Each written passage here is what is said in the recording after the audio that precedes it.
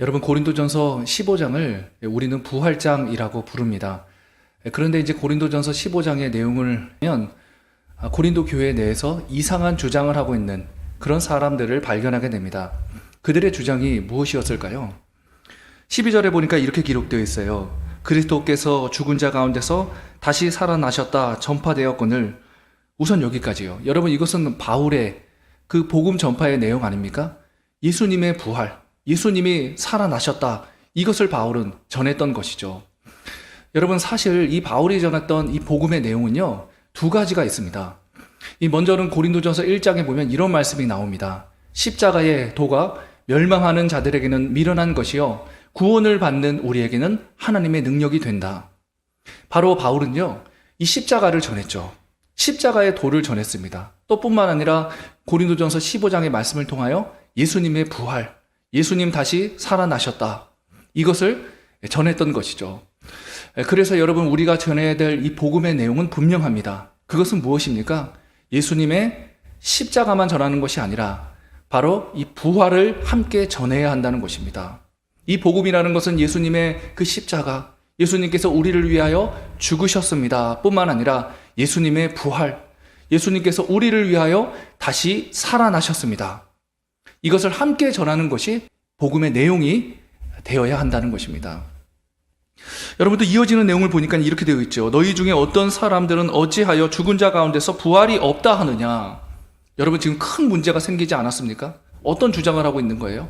바울은 분명히 예수님의 십자가뿐만 아니라 바로 예수님의 부활, 예수님 다시 살아나셨다, 이것을 복음의 내용으로 고린도 교회에 전했습니다. 그런데 이 고린도 교회의 어떤 사람들은 예수님 부활 없어, 예수님은 다시 살아나신 게 아니야, 그래서 우리도 다시 살 수 없어, 이런 어처구니 없는 주장을 하고 있었던 것이죠.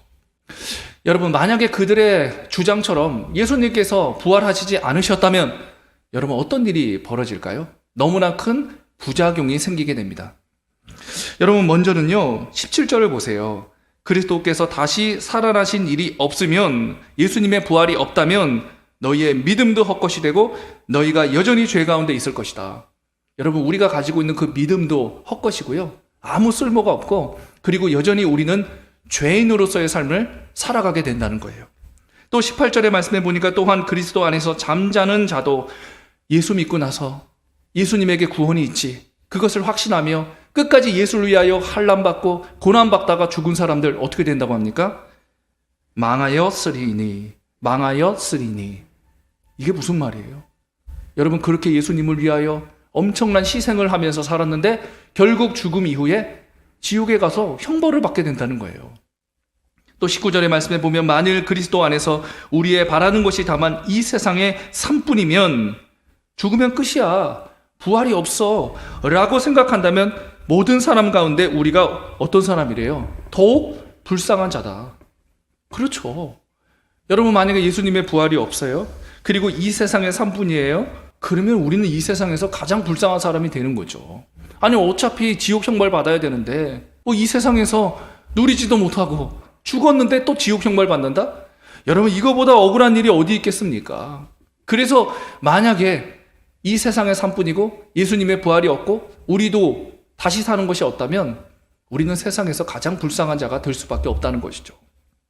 그렇다면 여러분, 여기서 우리는 이런 질문을 던질 수 있을 것입니다. 그것은 뭐냐면, 왜 예수님의 부활이 없으면 우리의 믿음도 헛것이 되고 그리고 멸망당하고 이 세상에서 우리는 가장 불쌍한 자가 되는 것일까? 바로 예수님의 부활이 없다면 예수님은 우리를 구원하러 오신 하나님의 아들이 아니고 그리스도 메시아가 아니기 때문입니다. 그렇다면 여러분, 왜 예수님의 부활이 없으면 예수님은 하나님의 아들 그리스도가 될 수 없는 것일까요? 이제 이것을 좀 설명해 드리려고 하는데요. 여러분, 로마서 3장 23절에 보면 이런 말씀이 있죠. 모든 사람이 죄를 범하였음에 하나님의 영광에 이르지 못했다. 모든 사람의 죄인됨을 선포하고 있어요. 우리 모두는요, 근본적으로 죄인이었다는 것이죠. 자, 이런 죄인된 인간에게는요, 그에 대한 대가가 있었습니다. 여러분, 그것을 우리는 로마서 6장 23절을 통해서 확인할 수가 있죠. 로마서 6장 23절, 죄의 삭은 사망이다. 죄의 삭은 사망이다. 여러분, 죄에 대한 결과가 뭐라고 합니까? 원죄와 자범죄 때문에 죄인된 우리가 치러야 할 그 대가가 뭐라고 합니까? 바로 사망이다. 죽음의 문제가 찾아오게 되었다는 것이죠. 여러분, 예수님께서 십자가의 죽음, 예수님의 그 십자가 그거밖에 없으면요, 예수님은 우리를 구원하러 오신 하나님의 아들 그리스도가 될 수 없습니다. 예수님의 그 십자가의 죽음 그것뿐만 아니라 예수님의 부활, 다시 살아나심, 이것이 있기 때문에 예수님은 하나님의 아들이요 우리를 구원하러 오신 그리스도가 될 수 있는 거예요. 여러분, 왜 그렇습니까? 여러분, 말씀드렸잖아요. 죄의 삭은 뭐라 그랬죠? 죽음이라 그랬어요. 여러분, 그 죽음 가운데 하나가 무엇입니까? 바로 육적인 죽음이죠. 여러분, 죄인된 인간은요 다시 살아날 수 없는 거예요. 그러나 예수님께서는 다시 살아나셨습니다. 예수님은 부활하셨습니다. 여러분, 이것이 무엇을 증거하는 것입니까? 예수님은 자신의 죄 때문에 죽으신 것이 아니시라는 거죠.